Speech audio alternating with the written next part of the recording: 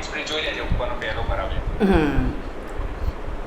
Hello, નમસ્તે વિદ્યાર્થી મિત્રો. તત્વજ્ઞાનમાં આજે આપણે 5મું ચેપ્ટર જોઈએ છીએ.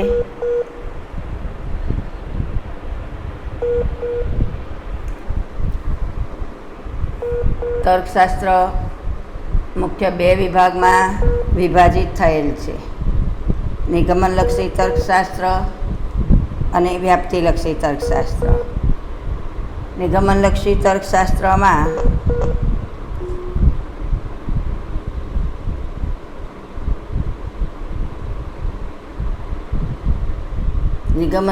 તર્કશાસ્ત્રમાં પ્રમાણભૂત દલીલોનું ફલિત વિધાન, આધાર વિધાન કે આધાર વિધાનોમાં ગર્ભિત રીતે સમાયેલું હોય છે. જ્યારે એટલે કે આધાર વિધાનમાંથી ફલિત વિધાન ગર્ભિત રીતે તારવવામાં આવેલું હોય છે, ફલિત કરવામાં આવેલું હોય છે. તેથી આધાર વિધાન સત્ય હોય તો ફલિત વિધાન પણ સત્ય હોય છે. જ્યારે વ્યાપ્તિલક્ષી તર્કશાસ્ત્રમાં આધાર વિધાનોની ફલિત વિધાનની સત્યતા અંગેની સંભાવના વ્યક્ત કરે છે. મિત્રો, આપણે તત્વજ્ઞાનમાં પ્રકરણ 5 જોઈએ છે: વ્યાપ્તિકરણ અને વૈજ્ઞાનિક અન્વેષણની રીતિઓ. અત્યાર સુધીમાં આપણે નિગમનલક્ષી તર્કશાસ્ત્ર વિશે જોઈ ગયા. હવે આપણે વ્યાપ્તિલક્ષી તર્કશાસ્ત્ર વિશે જોવાનું છે. તો તર્કશાસ્ત્ર આ 2 વિભાગમાં વર્ગીકૃત થયેલું છે: નિગમનલક્ષી તર્કશાસ્ત્ર અને વ્યાપ્તિલક્ષી તર્કશાસ્ત્ર. નિગમનલક્ષી અને વ્યાપ્તિલક્ષી વિશે થોડું ઘણું અગાઉ આપણે જોઈ ગયા છીએ 11મા ધોરણમાં, કે નિગમનલક્ષી તર્કશાસ્ત્રમાં આધાર વિધાનોમાંથી જ ગર્ભિત રીતે ફલિત વિધાન તારવવામાં આવ્યું હોય છે. તેથી આધાર વિધાન સત્ય હોય તો ફલિત વિધાન પણ સત્ય હોય છે. આમ નિગમનલક્ષી દલીલમાં આધાર વિધાન અને ફલિત વિધાન વચ્ચે ગર્ભિતાર્થ સંબંધ હોય છે. 11મા ધોરણમાં આ બધું આપણે જોઈ ગયા છીએ. જ્યારે વ્યાપ્તિલક્ષી તર્કશાસ્ત્રમાં આધાર વિધાન અને ફલિત વિધાન વચ્ચે સંભવિતાર્થ સંબંધ હોય છે. એટલે કે આધાર વિધાનો સત્ય હોય તો ફલિત વિધાન સત્ય જ હશે એમ આપણે કહી શકતા નથી. આધાર વિધાન સત્ય હોય તો ફલિત વિધાન સત્ય પણ હોઈ શકે અને અસત્ય પણ હોઈ શકે છે વ્યાપ્તિલક્ષી દલીલમાં. આ બધી બાબતો આપણે 11મા ધોરણમાં જોઈ ગયા છે. અને અત્યાર સુધીમાં આપણે નિગમનલક્ષી તર્કશાસ્ત્ર વિશે ઘણું બધું જોઈ ગયા છે. હવે આપણે આ 2 ચેપ્ટરોમાં વ્યાપ્તિલક્ષી તર્કશાસ્ત્ર વિશે જોવાનું છે. તો વ્યાપ્તિલક્ષી તર્ક દલીલ એ પણ એક વિચારણાની પ્રક્રિયા છે, જેમાં જુદા જુદા સ્થળ અને જુદા જુદા કાળ એટલે સમયમાં થયેલા વિવિધ નિરીક્ષણને આધારે નિરીક્ષણ હેઠળની 2 બાબતો વચ્ચેનો અનિવાર્ય સંબંધ સ્થાપિત કરવામાં આવે છે, જેને વ્યાપ્તિકરણની પ્રક્રિયા કહે છે. આ પ્રક્રિયા કાર્યકારણ સંબંધ સ્થાપે છે. વિજ્ઞાનોનું મુખ્ય કાર્ય, કોઈ પણ વિજ્ઞાન હોય તો વિજ્ઞાનનું મુખ્ય કાર્ય શું છે? કાર્યકારણ સંબંધની સ્થાપના કરવી. તે કાર્યકારણ સંબંધ એટલે શું? કે કોઈ પણ ઘટના બને છે ત્યારે કોઈને કોઈ કારણસર બને છે. એ ઘટના બનવા પાછળનું કારણ શોધવું એ કાર્યકારણ સંબંધ છે. તો વ્યાપ્તિકરણની પ્રક્રિયા દ્વારા પણ કાર્યકારણ સંબંધની સંભાવના રજૂ કરવામાં આવે છે, વ્યક્ત કરવામાં આવે છે. આમ વ્યાપ્તિકરણ એટલે શું? તો જુદા જુદા સ્થળ અને જુદા જુદા કાળમાં થયેલી વિશિષ્ટ આનુભવિક હકીકતના નિરીક્ષણને આધારે સામાન્ય વિધાન કે સર્વદેશી વિધાનની સ્થાપના કરવી, તેને આપણે વ્યાપ્તિકરણની પ્રક્રિયા કહીએ છીએ. તો આ ચેપ્ટરમાં આપણે વ્યાપ્તિકરણની લાક્ષણિકતાઓ, વ્યાપ્તિકરણની પ્રક્રિયાના તાત્વિક આધારો, સાદી ગણનામૂલક વ્યાપ્તિ, અને વૈજ્ઞાનિક વ્યાપ્તિ, વૈજ્ઞાનિક દ્રષ્ટિએ કારણનો અર્થ, અર્વાચીન તર્કશાસ્ત્રની દ્રષ્ટિએ કારણનો અર્થ, જે.એસ. મિલની વૈજ્ઞાનિક અન્વેષણની રીતિઓ, એના વિશે આપણે જોવાનું છે. પણ મિત્રો, જે.એસ. મિલની વૈજ્ઞાનિક અન્વેષણની રીતિઓ એ અભ્યાસક્રમમાં આ વર્ષે રદ કરેલી છે, માટે આપણે એ જોવાના નથી. એ સિવાયના જે મુદ્દા છે આપણે પહેલાં જોઈશું. હવે વ્યક્તિકરણની પ્રક્રિયાની લાક્ષણિકતાઓ. તો વ્યક્તિકરણની પ્રક્રિયા એટલે શું એ આપણે જોઈ ગયા કે જુદા જુદા સ્થળ અને જુદા જુદા કાળમાં થયેલી વિશિષ્ટ અનુભવિક હકીકતોના નિરીક્ષણને આધારે સામાન્ય વિધાન કે સર્વદેશી વિધાનની સ્થાપના કરવામાં આવે છે. દાખલા તરીકે વિવિધ માણસોનું આપણે મૃત્યુ થતું જોયું છે, એને આધારે આપણે સર્વદેશી વિધાન તારવીએ છીએ કે સર્વ માણસો મરણશીલ છે.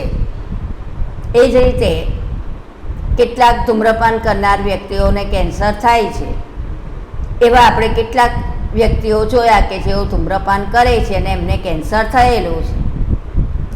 તો આ અનુભવને આધારે આપણે એવું સર્વદેશી વિધાન તારવીએ છીએ કે સર્વ ધૂમ્રપાન કરનારને કેન્સર થાય છે. આપણે કેટલાક બાળકો જોયા કે જે તોફાની હોય છે, તો આ નિરીક્ષણને આધારે આપણે કહીએ છીએ કે સર્વ બાળકો તોફાની હોય છે. આવું આપણે જે સર્વદેશી વિધાન તારવીએ છીએ એ વ્યાપ્તિકરણની પ્રક્રિયા છે. આ વ્યાપ્તિકરણની પ્રક્રિયામાં એકદેશી આનુભવિક હકીકતોના નિરીક્ષણને આધારે સર્વદેશી વિધાન તારવવામાં આવે છે. આપણે કેટલીક વ્યક્તિઓનું નિરીક્ષણ કરીએ છીએ, કેટલીક ઘટનાઓનું નિરીક્ષણ કરીએ છીએ અને એના આધારે સર્વને લગતું વિધાન તારવીએ છીએ, જેને આપણે વ્યાપ્તિકરણની પ્રક્રિયા કહીએ છીએ. આમ સર્વદેશી નિયમ વ્યાપ્તિ વિધાનની રચના વખતે આપણે જે માનસિક પ્રક્રિયામાંથી પસાર થઈએ છીએ એને વ્યાપ્તિકરણ કહે છે, કે આપણે કેટલીક નિરીક્ષણને આધારે સર્વને લગતું વિધાન તારવીએ છીએ. આમ વ્યાપ્તિકરણની વ્યાખ્યા આ પ્રમાણે આપી શકાય કે એકદેશી કે વિશિષ્ટ અનુભવિક હકીકતોના નિરીક્ષણને આધારે તે હકીકતોને લગતા સર્વદેશી નિયમ તારવવાની માનસિક પ્રક્રિયા. વ્યાપ્તિ વિધાન સર્વદેશી વિધાન એક જ છે. એકદેશી કે વિશિષ્ટ અનુભવિક હકીકતોનું નિરીક્ષણ એટલે આપણે જે ઉદાહરણ જોયું કે આપણે એવા 100, 200 કે 500 વ્યક્તિઓને કે 5000 વ્યક્તિઓનું એવું નિરીક્ષણ કર્યું કે જેઓ ધૂમ્રપાન કરે છે અને કેન્સર થાય છે. તો એને આધારે આપણે સર્વને લગતું વિધાન તારવીએ છીએ કે સર્વ ધૂમ્રપાન કરનારાઓને કેન્સર થાય છે. તો આપણે 5000 વ્યક્તિઓનું નિરીક્ષણ કર્યું એ એકદેશી છે અથવા વિશિષ્ટ અનુભવિક હકીકતો છે, અને સર્વ ધૂમ્રપાન કરનારને કેન્સર થાય છે એવું વિધાન રચ્યું એ સર્વદેશી નિયમ છે. તો આમ એકદેશી હકીકતોના નિરીક્ષણને આધારે એ જ હકીકતને લગતું સર્વદેશી વિધાન તારવવાની પ્રક્રિયા, એને આપણે વ્યાપ્તિકરણ કહીએ છીએ.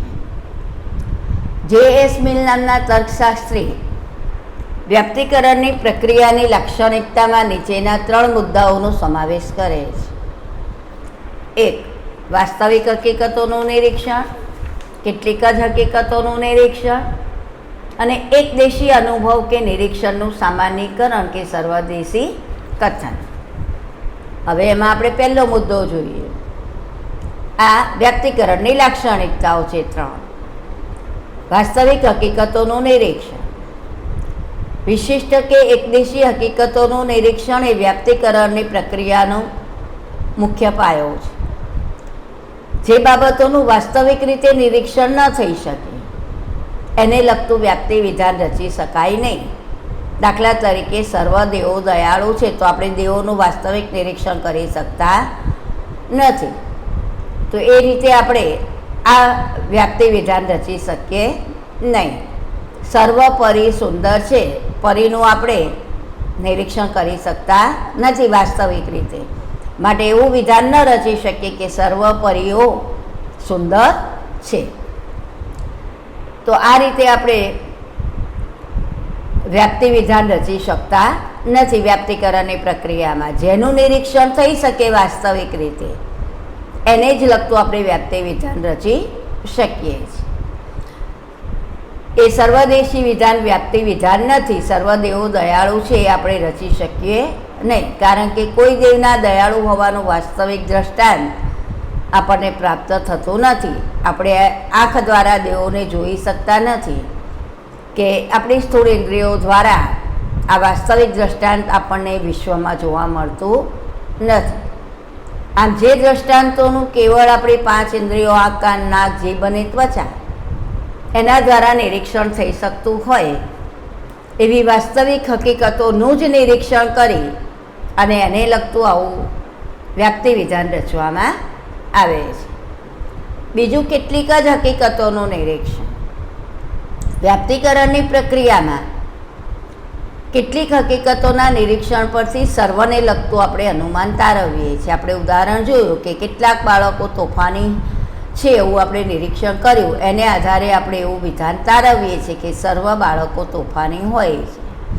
કેટલાક નેતાઓ ભ્રષ્ટાચારી છે એવું આપણે નિરીક્ષણ કર્યું, તો એને આધારે આપણે સર્વ નેતાઓ ભ્રષ્ટાચારી છે એવું વ્યાપ્તિ વિધાન કે સર્વદેશી વિધાન તારવીએ છીએ. જો નિરીક્ષણ આપણે સર્વ હકીકતોને લગતું હોય તો એને વ્યાપ્તિકરણ કહી શકાય નહીં. આપણે શાળાના એક વિદ્યાર્થીનું ઓળખપત્ર જોયા બાદ એમ કહીએ કે આ શાળાના સર્વ વિદ્યાર્થીઓ આઈ કાર્ડ ધરાવે છે, તો આપણે વ્યાપ્તિ વિધાન કરતા નથી.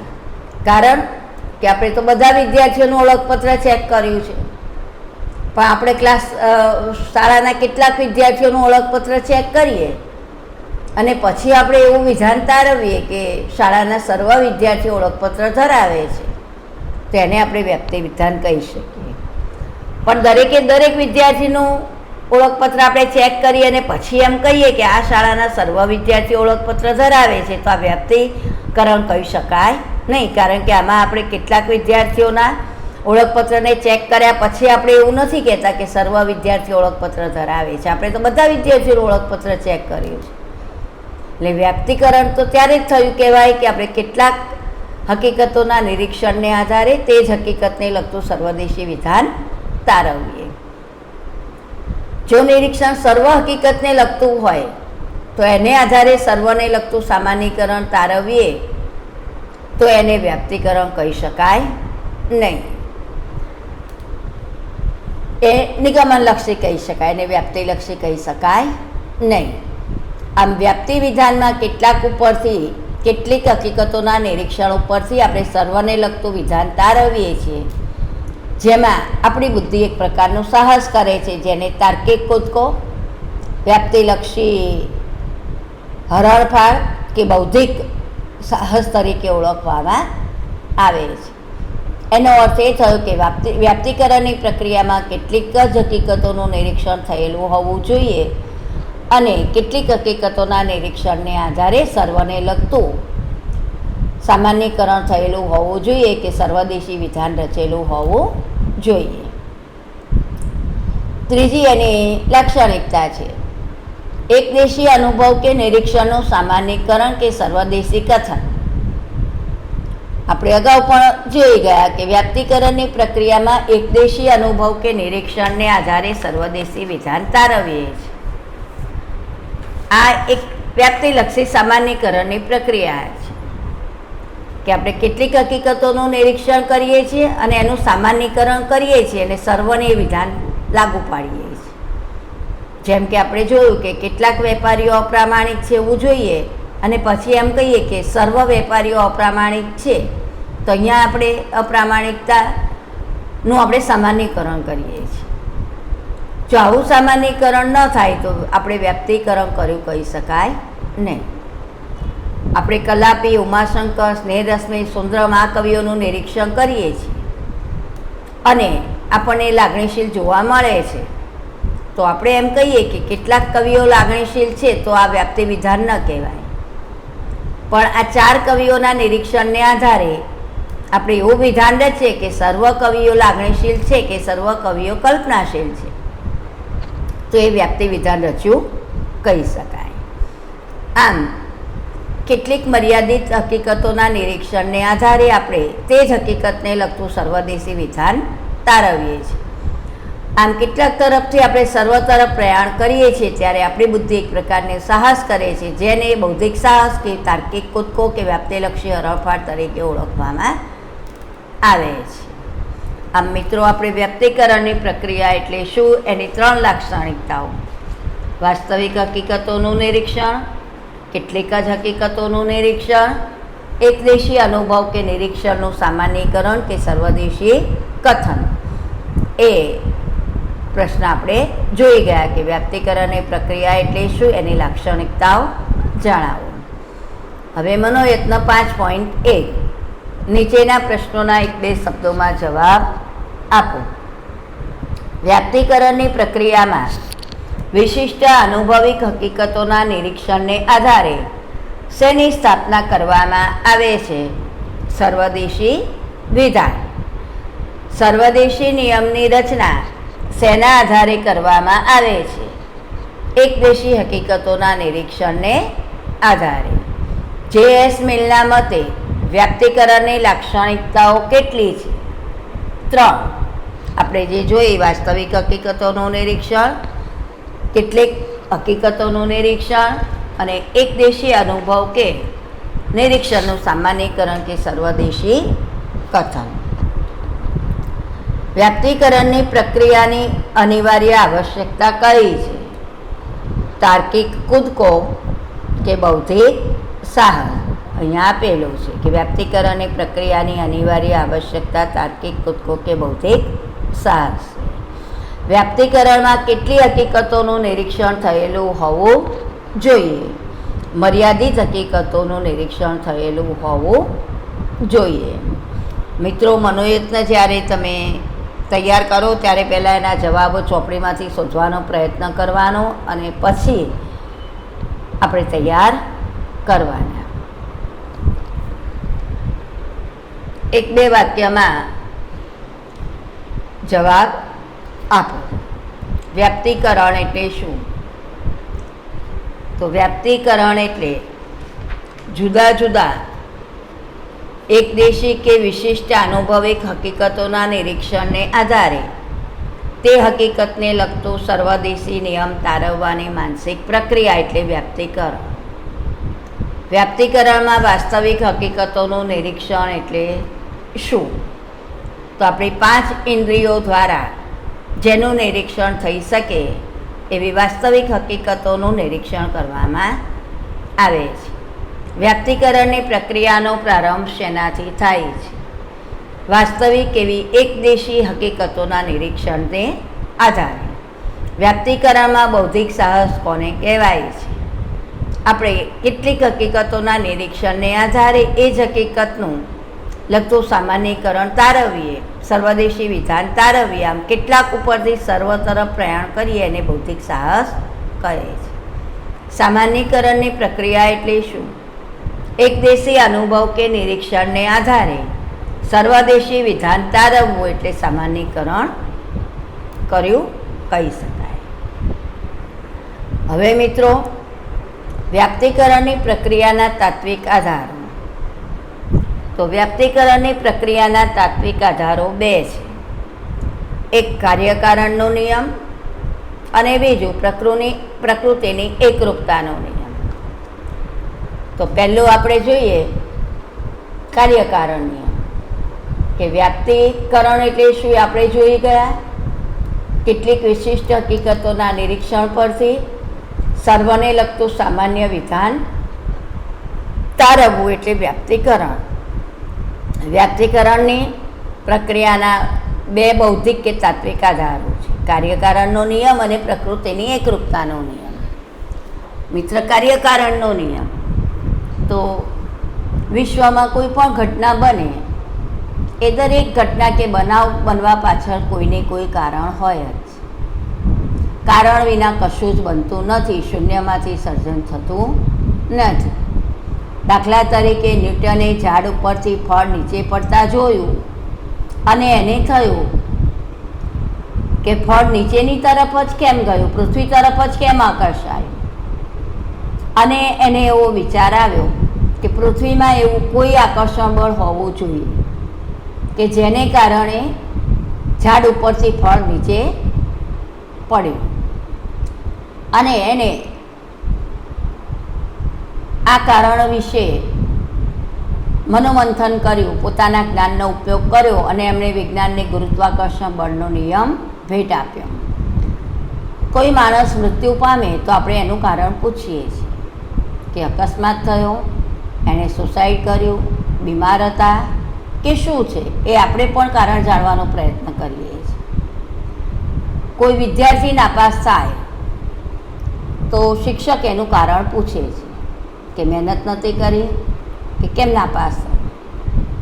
આ રીતે દરેક બનાવના કારણ વિશે પૂછવામાં એમ માની લેવામાં આવે છે કે જગતમાં કોઈ પણ ઘટના કારણ વગર બનતી નથી અને પ્રત્યેક વિજ્ઞાન હોય એ વિજ્ઞાનનું મુખ્ય કાર્ય એ બે બનાવ વચ્ચેનો કાર્યકારણ સંબંધ શોધવો તે છે.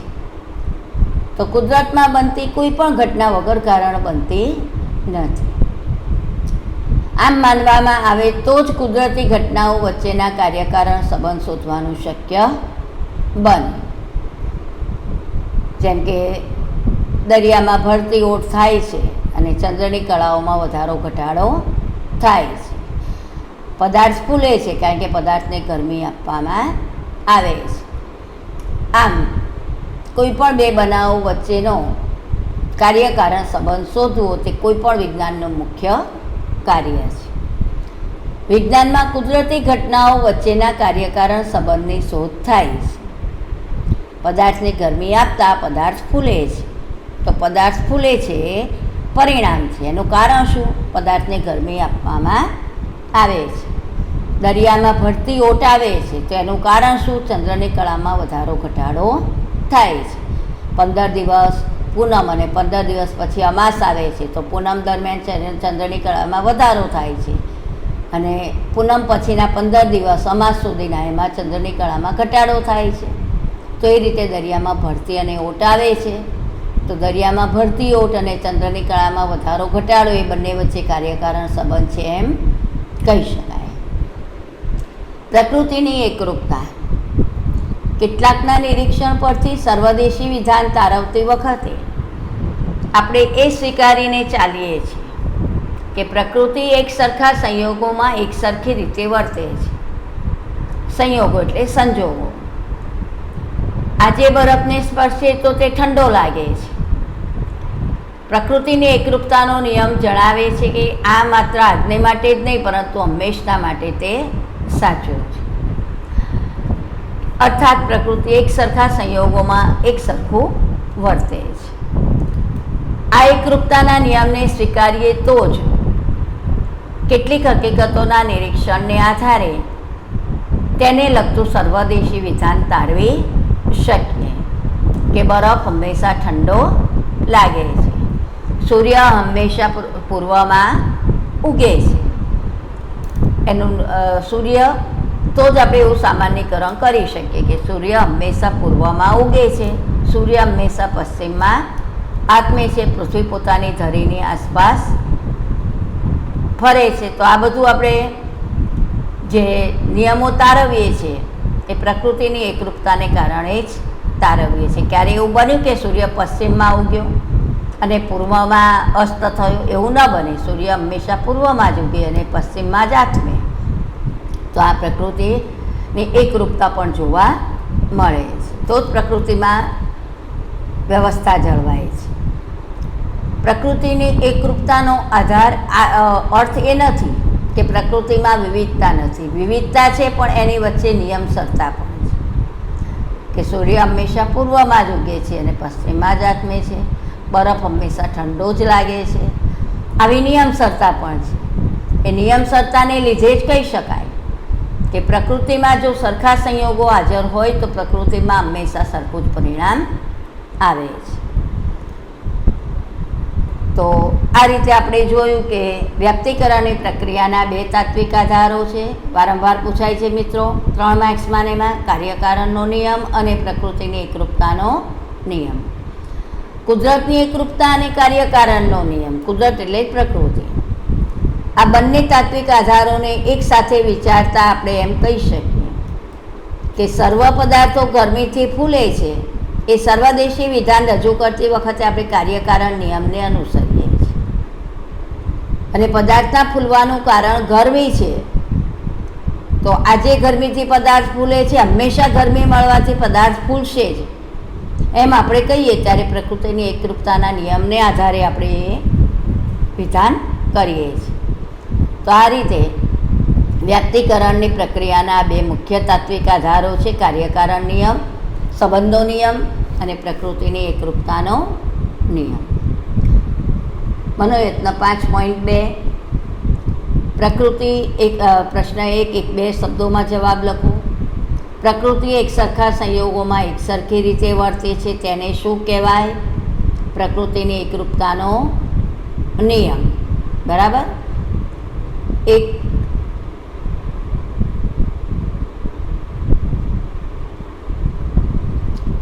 પ્રકૃતિમાં વિવિધતા કયા કારણે જોવા મળે છે? નિયમસરતાને કારણે. પ્રકૃતિમાં સરખા સંયોગો હાજર હોય તો પરિણામ પણ કેવું આવે? હંમેશા સરખું જ આવે. દરેક બનાવનું કોઈ કારણ હોય છે તો કયો નિયમ? કાર્યકારણ સંબંધનો નિયમ. કયા નિયમને આધારે કહી શકીએ કે હંમેશા ગરમીથી પદાર્થ ફૂલે છે? હંમેશા ગરમી મળવાથી પદાર્થ ફૂલે છે પ્રકૃતિની એકરૂપતાને નિયમને આધારે. વ્યક્તિકરણના તાત્વિક આધારો કેટલા છે? 2. કયા કયા? કાર્યકારણનો સંબંધ અને પ્રકૃતિની એકરૂપતા. પ્રકૃતિની એકરૂપતાનો નિયમ શેનું સૂચન કરે છે? પ્રકૃતિ હંમેશા એક સરખા સંયોગોમાં એક સરખી રીતે વર્તે છે. કાર્યકારણનો નિયમ એટલે શું? દરેક બનાવ પાછળ કોઈને કોઈ કારણ હોય જ છે. કારણ વિના કશું જ બનતું નથી. વિજ્ઞાનમાં તાત્વિક આધાર તરીકે કઈ બાબતોનો સ્વીકાર થાય છે? તો પ્રકૃતિની એકરૂપતા અને કાર્યકારણ સંબંધ. કાર્યકારણનો નિયમ અને પ્રકૃતિની એકરૂપતા વચ્ચે કેવો સંબંધ છે? તો બંને વચ્ચે તાત્વિક સંબંધ છે. બરાબર, જે આપણે આ ઉદાહરણને આધારે જોઈ ગયા છીએ.